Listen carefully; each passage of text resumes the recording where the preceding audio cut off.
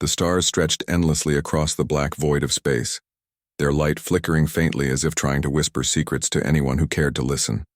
On board the human fleet vessel, Eclipse, Captain Daniel Harper stood on the bridge, his hands clasped behind his back. His sharp blue eyes scanned the holographic display hovering in front of him, a map of the galaxy marked with blinking red dots that represented enemy positions. The tension in the room was palpable, pressing down like an invisible weight on everyone present. For years, humanity had been locked in a brutal war against an alien race known only as the Virkans. No one knew much about them except that they were relentless, merciless, and seemingly unstoppable. They attacked without warning, leaving entire colonies in ruins and scattering survivors into the cold embrace of space. And now, after countless battles and sacrifices, humanity's last hope rested in this fleet, 20 ships strong but battered from years of fighting. Daniel let out a slow breath, breaking the silence. "Lieutenant Karen Wells," he said, his voice steady despite the storm brewing inside him. "What's our status?" Karen turned away from her console, her dark hair tied neatly into a bun. She adjusted her glasses before replying. "We've reached Sector 7 Beta, sir. Scanners show no immediate threats within range, but we're still too close to Virkan territory for comfort.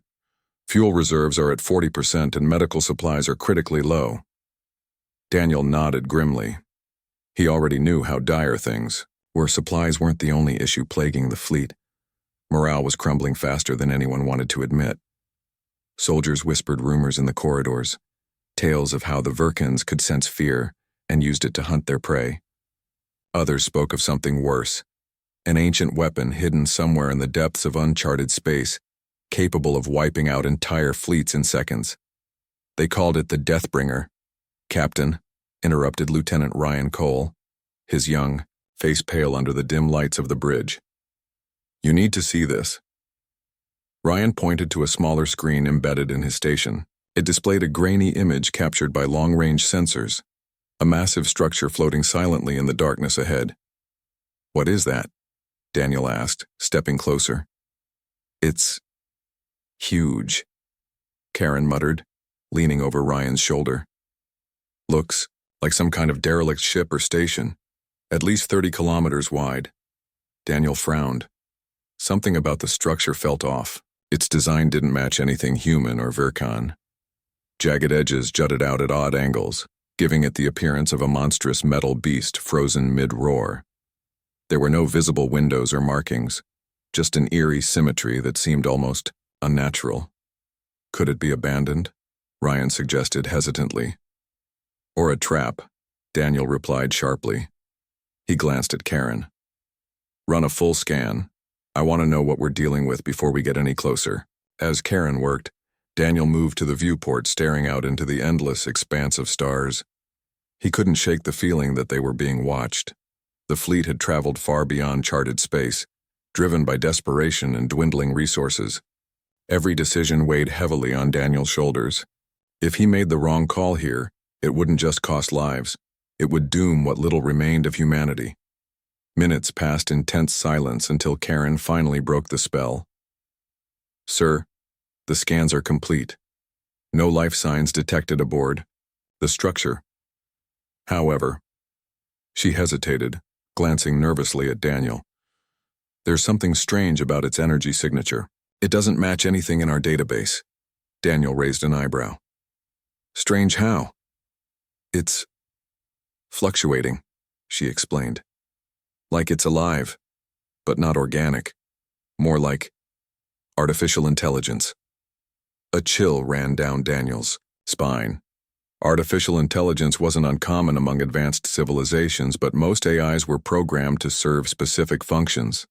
This one, if it even existed, seemed different, unpredictable, dangerous.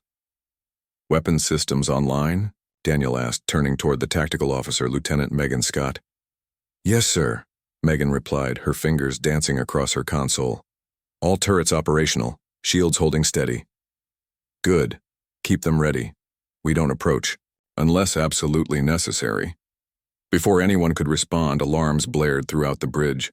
Red lights flashed overhead as the ship shuddered violently. For a moment, panic gripped the crew, but Daniel barked orders with authority, snapping them back to focus. "Report," he demanded, gripping the edge of a nearby console for balance. "Unknown object incoming," Ryan shouted, his voice cracking, slightly. "It's fast, really fast." On the main view screen, a streak of light appeared, hurtling toward the fleet at impossible speeds. Before anyone could react, it split into dozens of smaller projectiles, each targeting a different ship. Explosions lit up the darkness outside as several vessels took direct hits. "Shields down to 60%, Megan yelled, her hands flying over her controls. "Enemy drones closing in."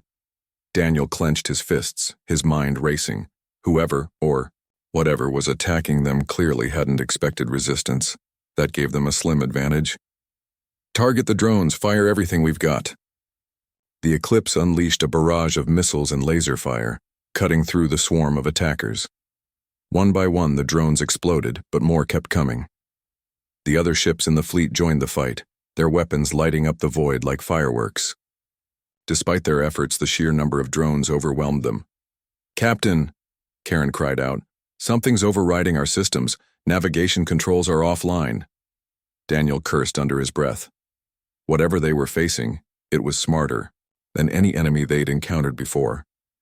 "Megan, prioritize disabling those drones. Ryan, get navigation back online." "I'm trying, sir," Ryan replied, sweat dripping down his forehead. "But it's like the system has a mind of its own." Just when it seemed like all hope was lost, the drones suddenly retreated, vanishing into the darkness as quickly as they had arrived. The bridge fell silent once again, the crew breathing heavily as they processed what had just happened. "What the hell was that?" Megan asked, breaking the silence. Daniel shook his head.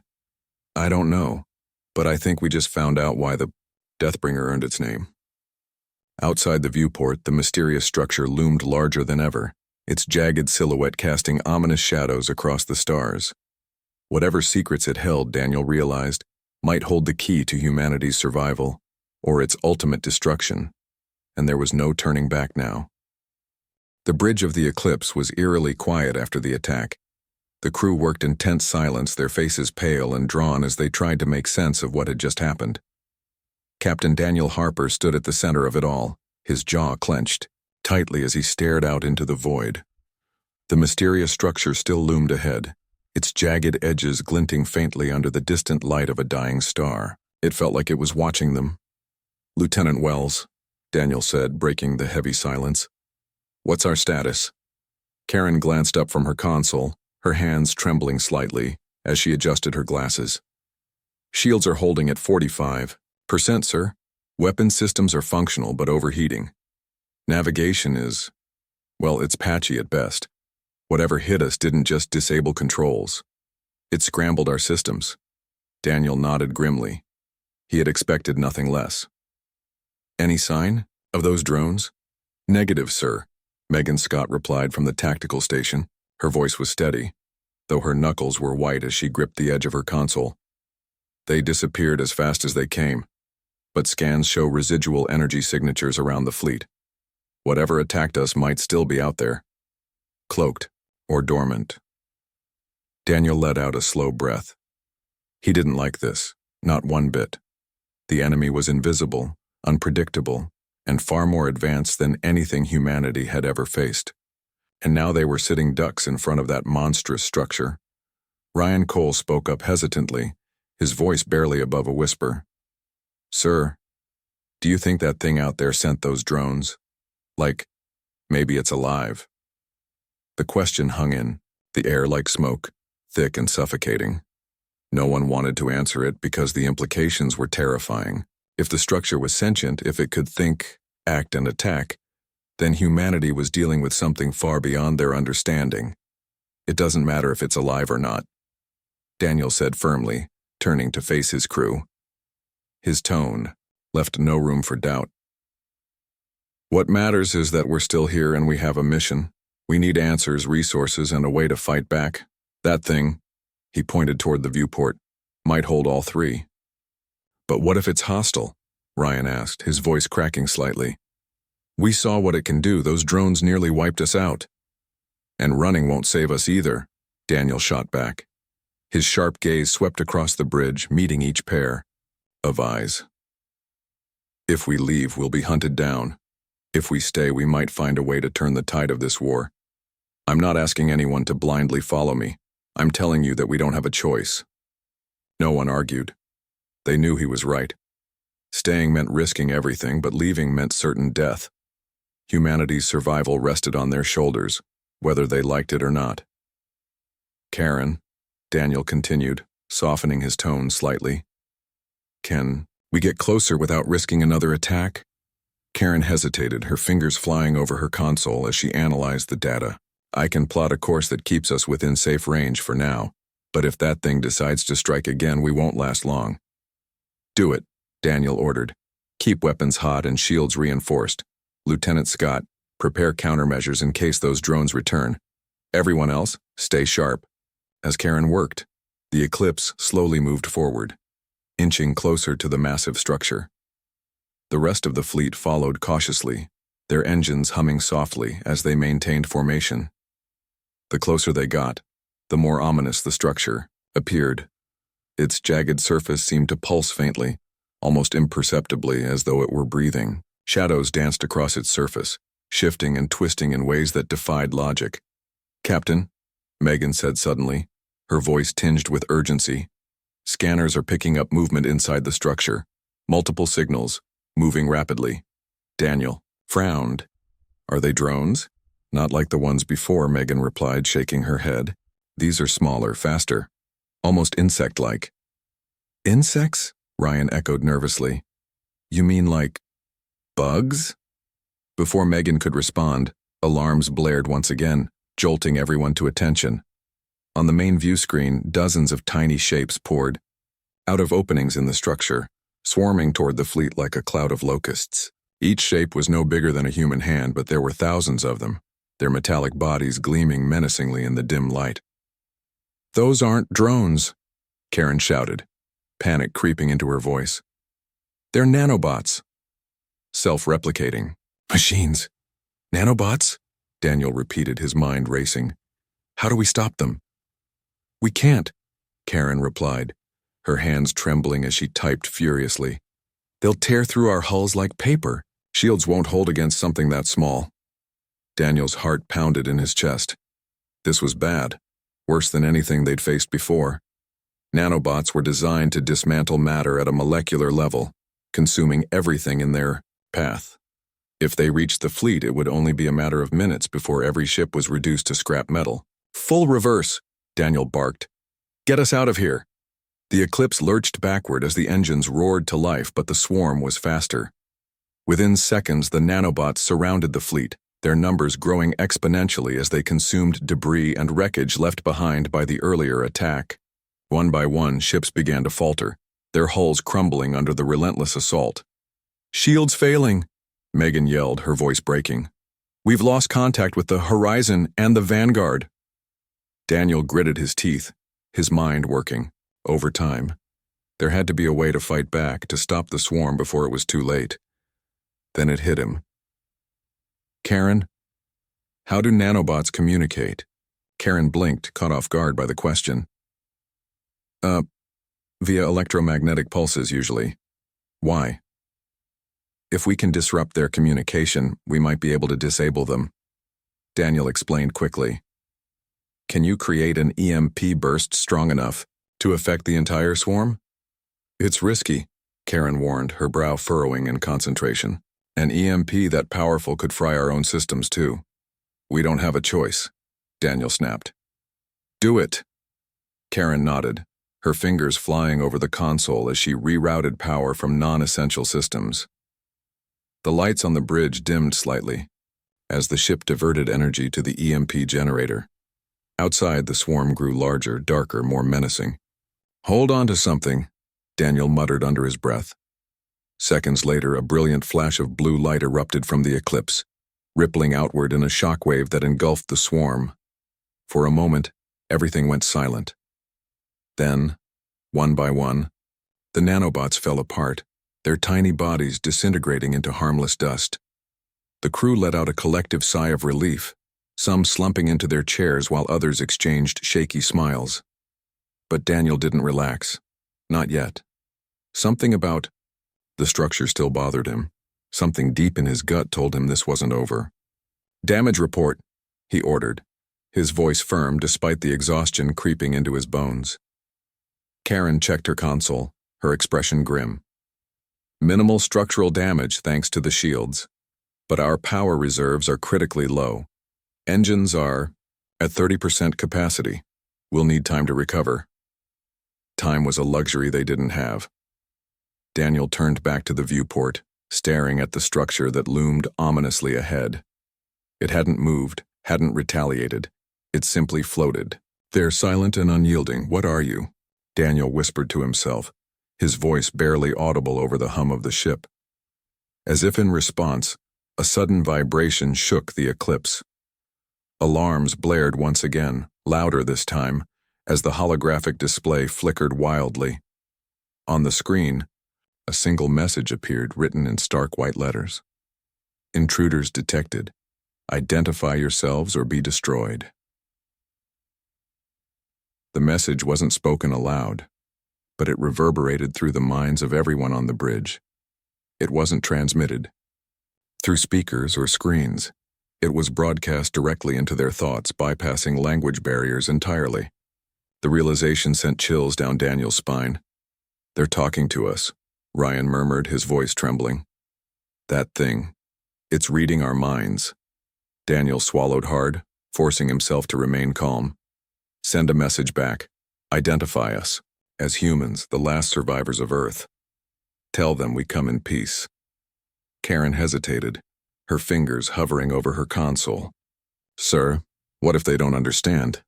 Or worse, what if they don't care?" "We don't have a choice," Daniel replied evenly. "If we don't try, we're dead anyway." With a shaky nod, Karen typed out the message and transmitted it. For several agonizing moments, nothing happened. The structure remained motionless, its jagged silhouette casting eerie shadows across the stars. Then slowly, a section of its surface began to shift, revealing a massive opening large enough to swallow the entire fleet. Inside, the darkness was absolute, a yawning chasm that seemed to stretch on forever. A single beam of light emerged from the depths, illuminating a narrow corridor that led deeper into the structure. "It's inviting us in," Megan said quietly, her voice filled with both awe and dread. Daniel stared at the opening, his mind racing. Every instinct screamed at him to turn back, to flee while they still could. But he knew they couldn't. Humanity's survival depended on what lay inside that structure. Whether it was salvation or destruction, they had to find out. "Set a course for the opening," Daniel ordered, his voice steady despite the storm raging inside him. "All ships form up behind the eclipse. We're going in." The crew exchanged uneasy glances but followed orders without hesitation. As the fleet entered the structure, the massive doors slid shut behind them, plunging them into darkness once again. The only sound was the faint hum of the engines as they ventured deeper into the unknown. The fleet moved cautiously into the structure, their engines humming softly as they navigated the narrow corridor. The walls around them were smooth and metallic, glowing faintly with an eerie blue light that pulsed like a heartbeat. It was unnaturally quiet. No sounds of movement, no signs of life, just the cold, oppressive silence of something vast and ancient. Captain Daniel Harper stood on the bridge of the eclipse, his eyes fixed on the view screen as the ship drifted deeper into the unknown. Every fiber of his being told him this was a mistake, but he pushed the thought aside. Humanity had no other options. If there was even the slightest chance this place held answers or weapons, they couldn't afford to turn back. "Lieutenant Wells," Daniel said, breaking the tense silence. "What are we seeing here?" Karen adjusted her glasses and studied her console intently. "The walls, they're not solid metal, sir. They're some kind of organic material, like living tissue fused with technology." "Living tissue?" Megan Scott echoed, turning from her tactical station. Her voice carried a mix of disbelief and unease. "You mean this thing is alive?"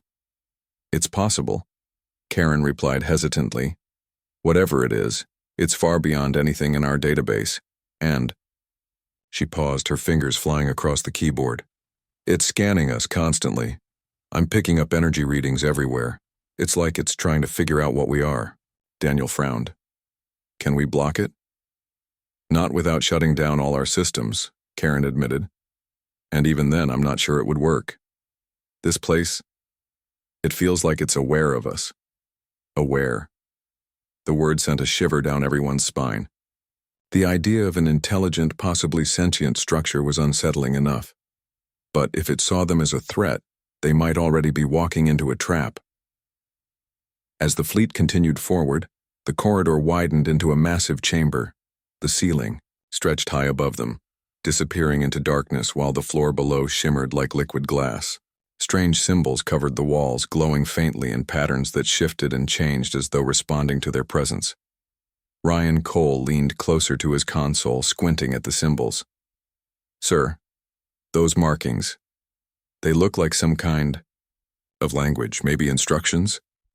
Or warnings, Megan muttered under her breath. Daniel ignored the comment and turned to Karen. Can you translate them? I'll try, she said, typing rapidly. After a few moments, she shook her head. No luck. The patterns don't match any known languages, but there's something familiar about them, almost like fragments of human DNA sequences. That caught Daniel off guard. Human DNA? Are you saying this thing has been studying us? It's possible, Karen replied, her voice tinged with uncertainty. Or maybe it created us. These symbols could be part of its programming, or its memory. The implications were staggering. If the structure had played a role in humanity's creation, or evolution, it raised questions Daniel wasn't ready to answer. Questions about who they really were, where they came from, and why the Virkans were so determined to wipe them out. Before anyone could dwell on it further, the chamber began to change. The glowing symbols brightened, forming intricate patterns that spiraled across the walls. Then, without warning, a holographic figure materialized in the center of the room. It was humanoid in shape, though taller and more slender than any human. Its translucent form shimmered with shifting colors, making it difficult to focus on for too long. Who are you? Daniel demanded, stepping closer to the viewport. His voice echoed slightly, as if the chamber itself was amplifying his words. The figure didn't respond immediately. Instead, it tilted its head, studying the fleet with an expressionless gaze. When it finally spoke, its voice resonated not through speakers but directly in their minds, a deep, melodic tone that felt both alien and strangely comforting. You are the children of Earth, the figure said. Its words weren't spoken in any recognizable language, yet everyone understood them perfectly. You have come seeking answers, but beware, the truth carries a price. A chill ran down Daniel's spine. What truth? What do you know about the Virkans? The Virkans are but one faction among many, the figure replied cryptically. They seek to destroy you because they fear what you may become, as do others. What we may become? Ryan asked nervously, leaning closer to his console. What does that mean? The figure ignored him, focusing instead on Daniel. Your arrival here was foreseen. You stand at a crossroads, Captain. Choose wisely, for the path you take will determine the fate of your species and countless others. Daniel clenched his fists, frustration bubbling beneath the surface. Stop speaking in riddles. Tell us what we need to know. For a moment, the figure remained silent. Then it extended a hand, pointing toward the far end of the chamber. A doorway opened in the wall, revealing another corridor bathed in golden light. The knowledge you seek lies within, but beware, the cost of obtaining it may outweigh its value. With that, the figure vanished, leaving the crew staring at the empty space where it had stood. The chamber fell silent once again, save for the faint hum of the glowing symbols. Well, Megan said dryly, breaking the tension. That was helpful. Daniel ignored her sarcasm, his mind racing. The figure hadn't given them much, but it had confirmed one thing. This place held answers. Whether or not they were prepared to face them was another matter entirely. Karen, Daniel said after a moment, his voice firm, can we trust this thing? I don't think we have a choice, Karen replied honestly. If we leave now, we'll never know what's inside. And if the Virkans find out we were here, they'll come after us, Daniel finished grimly. He nodded to himself, coming to a decision. All right, we go in. But stay alert.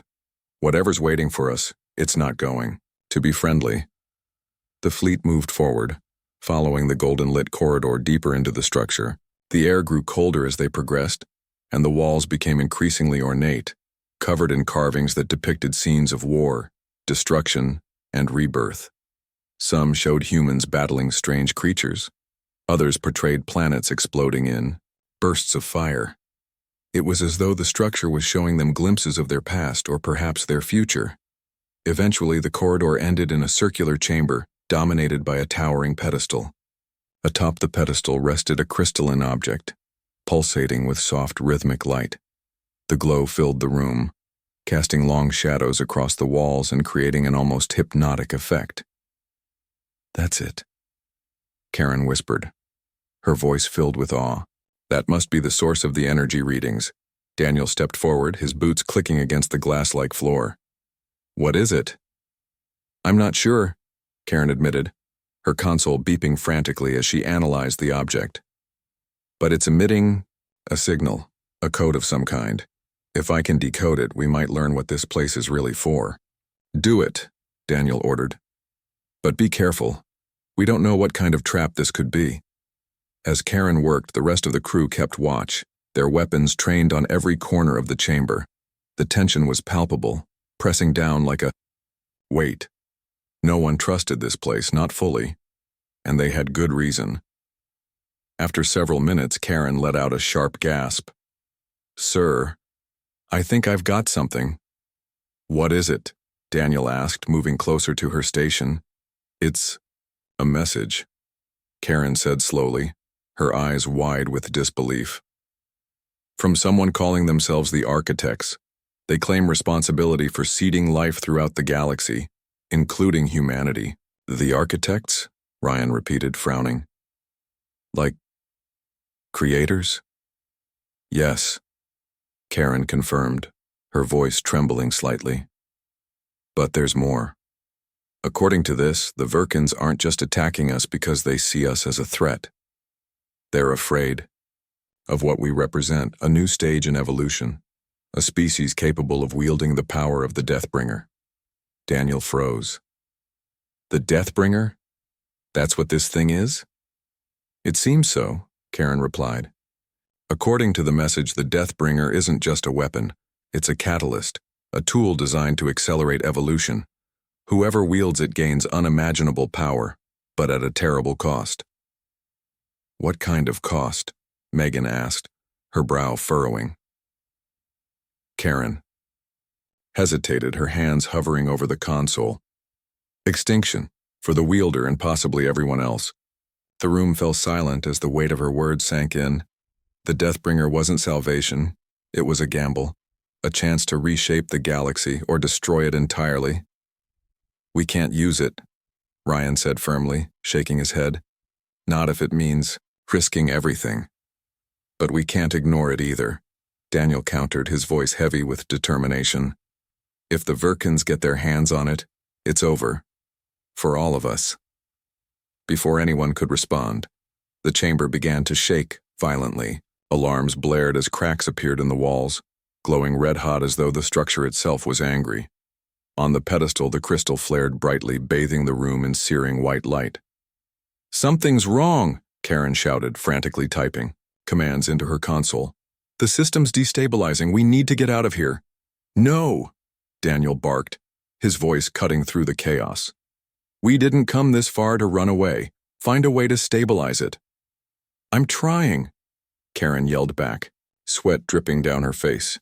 But I don't think... Her words were cut short as the crystal exploded in a burst of energy, sending shockwaves rippling through the chamber. The crew stumbled, clutching onto consoles and railings for support. When the light faded, the pedestal was gone, replaced by a swirling vortex of stars and fire. The vortex pulsed with an otherworldly energy, its swirling colors shifting between hues of gold, crimson, and deep violet. It was mesmerizing, almost hypnotic, drawing the crew's eyes despite their fear. Each flicker revealed fragments of distant worlds, some lush and vibrant, others scorched and barren. Battles raged in the background, fleets of ships clashing amidst asteroid fields while cities burned beneath skies choked with smoke. The visions felt alive, as though the vortex itself was showing them glimpses of possible futures. Captain Daniel Harper stood frozen at the edge of the pedestal, his mind racing. He could feel the weight of the moment pressing down on him, heavier than anything he'd ever faced before. This wasn't just about survival anymore. It was about choice, a decision that could shape not only humanity's destiny, but the fate of countless civilizations across the galaxy. "Lieutenant Wells," Daniel said finally, his voice cutting through the tense silence. "What are we looking at here?"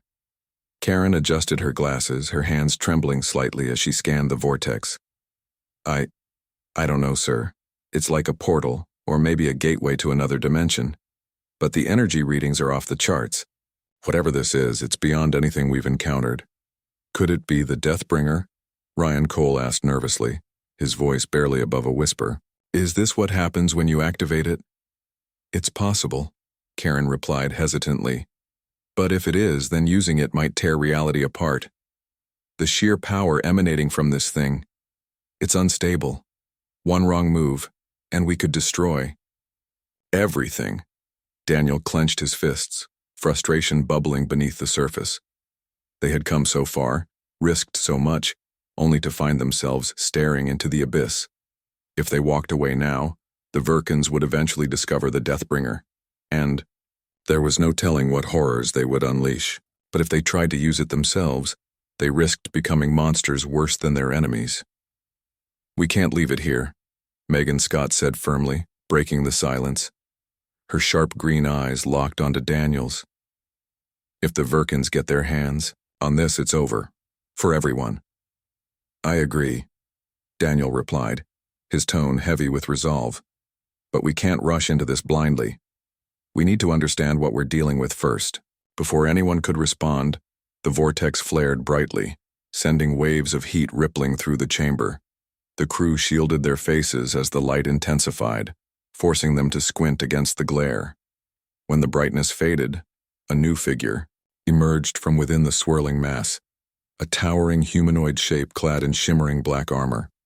Its presence filled the room, radiating an aura of authority and danger.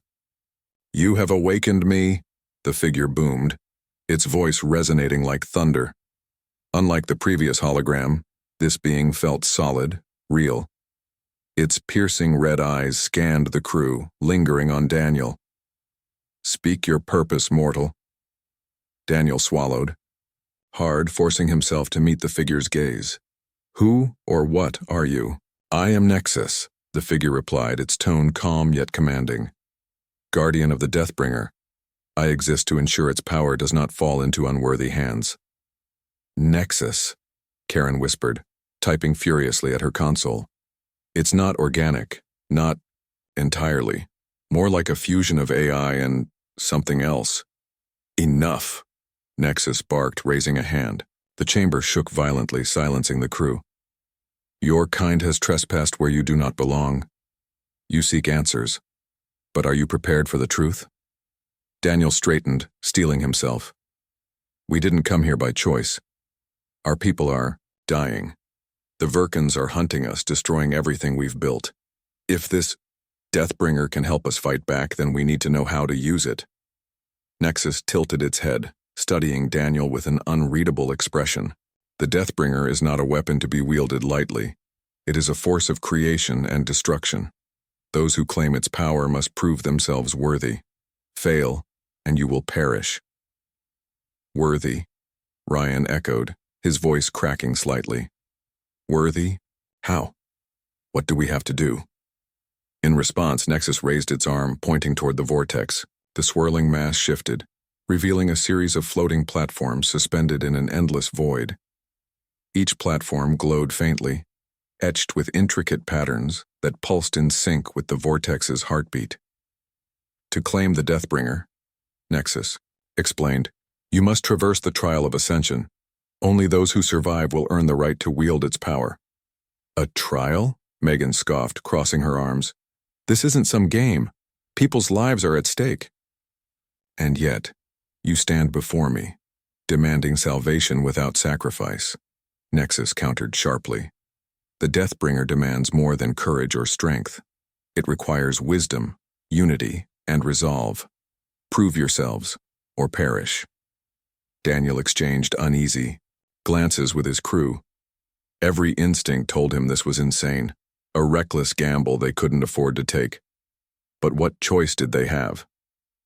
Turning back meant certain defeat. Facing the trial offered at least a chance, however slim. All right, Daniel said after a long pause, his voice steady despite the storm raging inside him. We'll do it. Tell us what we need to know. Nexus nodded approvingly.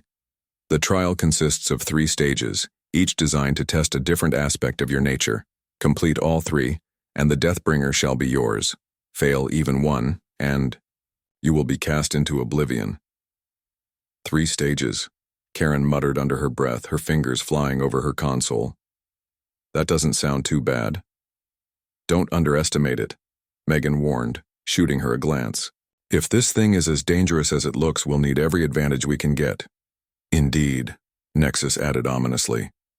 Beware, the trial adapts to challenge you. Your greatest strengths may become your greatest weaknesses. With that, the Guardian stepped aside, gesturing toward the vortex. Step forward, Captain Harper.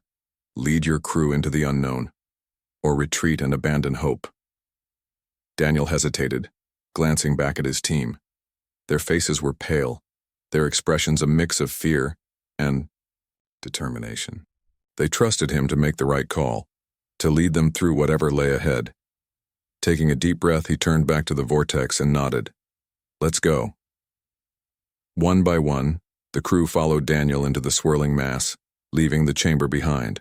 As they crossed the threshold, the world around them dissolved into darkness, replaced by the first glowing platform. The air crackled with energy, and the ground beneath their feet felt unnaturally smooth like polished glass. What now? Ryan asked nervously, gripping the railing along the edge of the platform. Before Daniel could answer, the platform shuddered violently, causing everyone to stumble. From the shadows surrounding them, ghostly figures began to materialize, dozens of translucent forms, each resembling someone from their past. Friends, family members, mentors, all long gone. Whoa, Megan murmured, taking a step back. What the hell is this? This is the first stage, a disembodied voice echoed, unmistakably Nexus's. Confrontation. Face the memories you have buried, the regrets you carry. Only by accepting your flaws can you move forward. As the words sank in, the ghostly figures started moving, closing in on the group. Some smiled warmly, others glared, with accusing eyes. Daniel recognized his late father among them, his stern expression unchanged even in death. You abandoned us, the figure said, its voice eerily familiar. For glory, for duty, for nothing worth losing your family over. Daniel flinched, memories flooding back. He had joined the military young, driven by ambition and a desire to protect humanity. But in doing so, he had sacrificed time with his loved ones, leaving wounds that never fully healed. That's not fair, Ryan shouted suddenly, stepping in front of Daniel. He gave up everything to save people. Stop twisting things. The apparition of Ryan's older brother appeared next to him, shaking its head sadly. You ran away when I needed you most. Coward. No, Ryan cried, tears welling up in his eyes. I didn't run. I survived. There was nothing I could do. The accusations continued, each word striking deeper than the last. Karen, Megan, and the others struggled to defend themselves against the onslaught of guilt and regret, their voices rising in desperation. Stop, Daniel yelled, raising his hands. His voice carried a surprising authority, cutting through the chaos. This isn't real. These aren't our loved ones. They're projections, illusions meant to break us. But they feel real, Karen whispered, clutching her chest. How do we fight something like this? We don't, Daniel replied firmly. We face it, acknowledge the pain, the mistakes, but don't let them define us. That's how we win.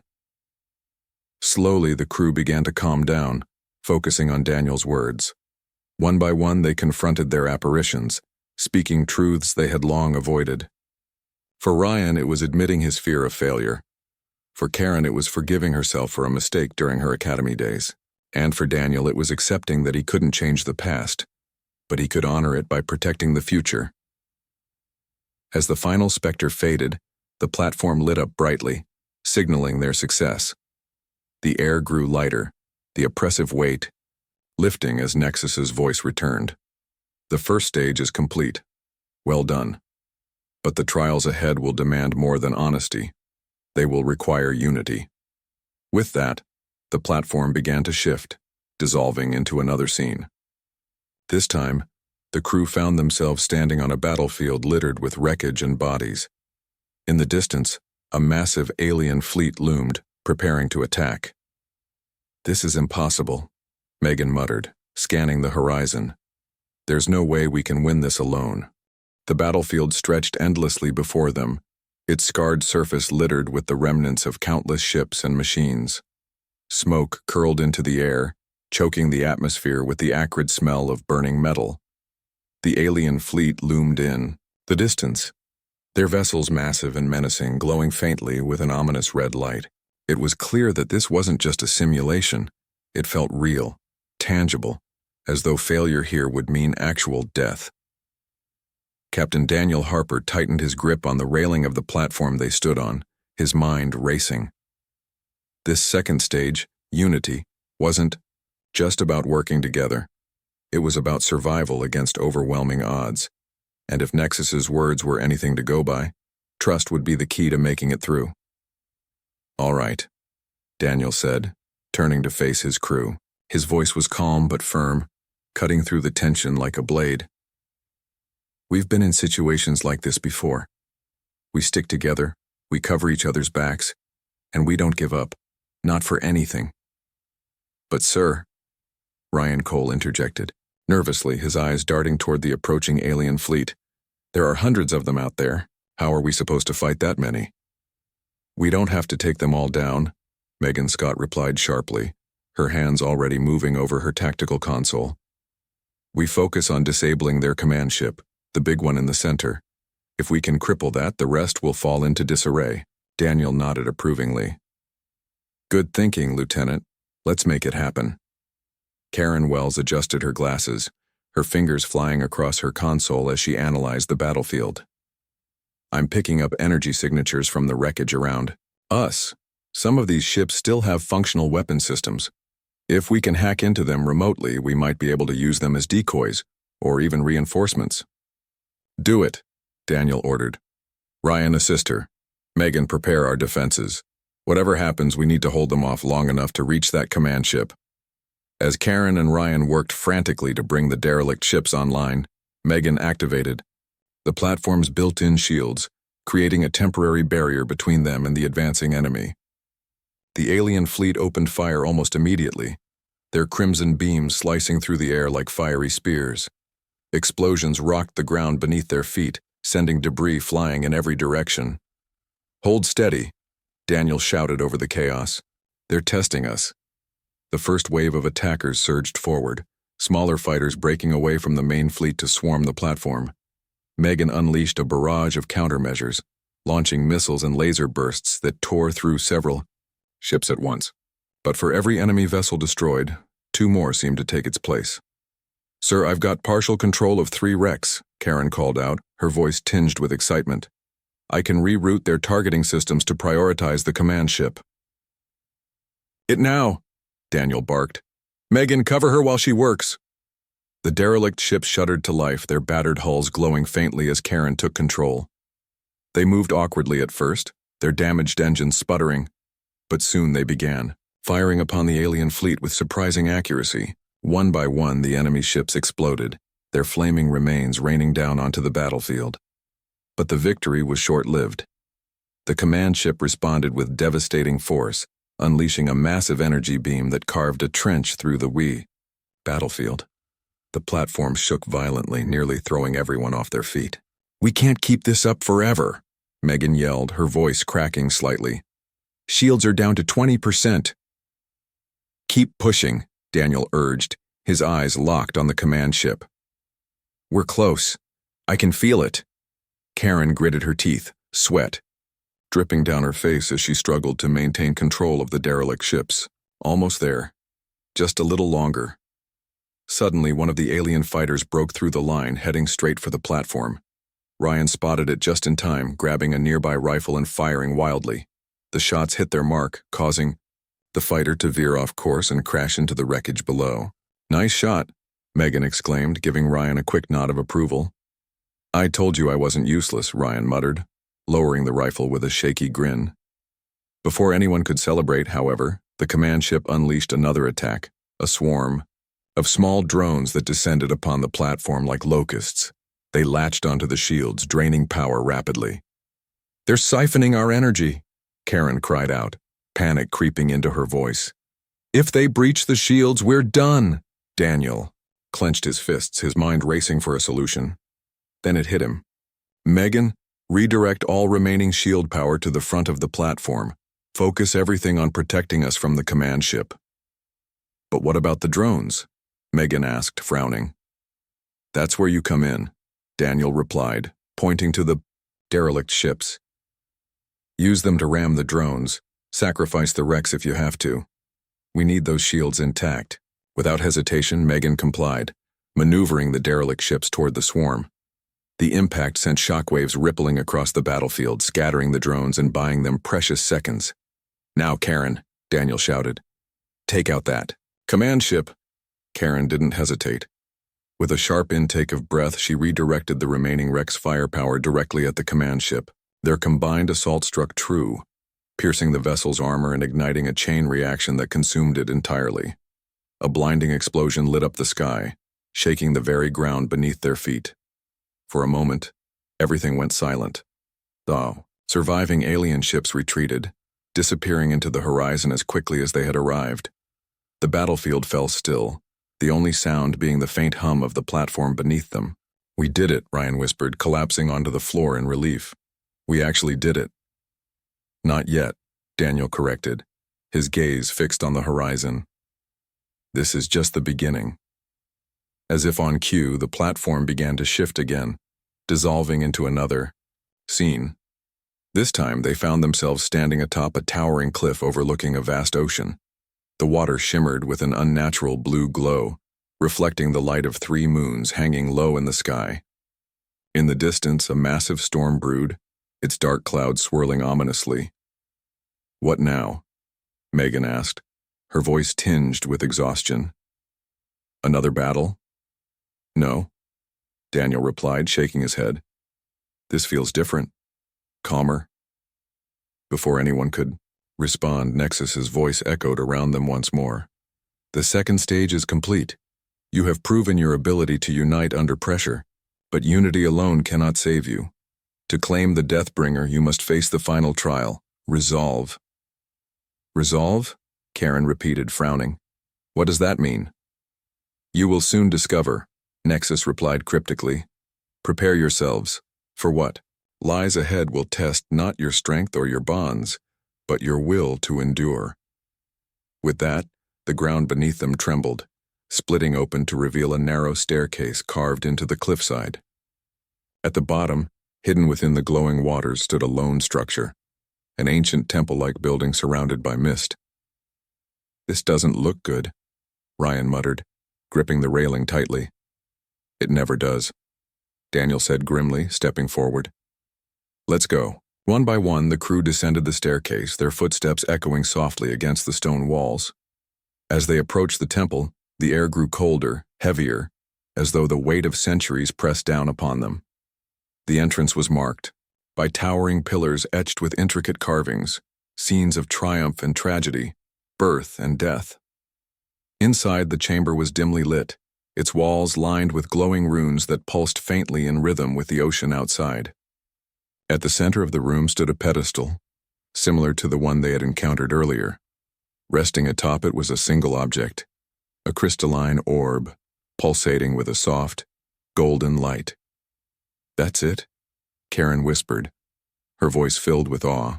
"The Deathbringer." "Not so fast," Daniel cautioned, raising a hand. "Remember what Nexus said. Resolve. Whatever happens next, it's going to push us to our limits." As if on cue, the orb flared brightly, bathing the room in searing white light. When the brightness faded, the crew found themselves no longer in the temple, but in separate, isolated chambers. Each room was identical, consisting of nothing but blank walls and a single mirror suspended in midair. "Where is everyone?" Ryan called out, his voice trembling. "Why am I alone?" No one answered. Instead, the mirrors began to glow, revealing reflections, not of their physical forms, but of their deepest fears. For Daniel, it was the image of Earth burning, its surface reduced to ash. For Karen, it was a lifetime of failures, moments where she believed she hadn't done enough. For Megan, it was the faces of comrades lost in battle, accusing her of abandoning them. And for Ryan, it was the specter of his older brother, blaming him for running away when he needed help most. "Face your doubts," Nexus's voice echoed, reverberating through each chamber. "Conquer them or be consumed." The crew exchanged no words, they couldn't hear each other, but they shared the same resolve. Slowly, they stepped toward their respective mirrors, confronting the fears that haunted them. "I won't let you win," Daniel whispered, staring into the flames reflected in the glass. "I'll protect what's left no matter what." "I've made mistakes," Karen admitted, tears streaming down her face. "But I've learned from them, that's enough." "You trusted me," Megan said to the ghostly figures in her mirror. "And I failed you, but I won't fail again." "And I ran because I was scared," Ryan confessed, his voice breaking. "But I'm not scared anymore.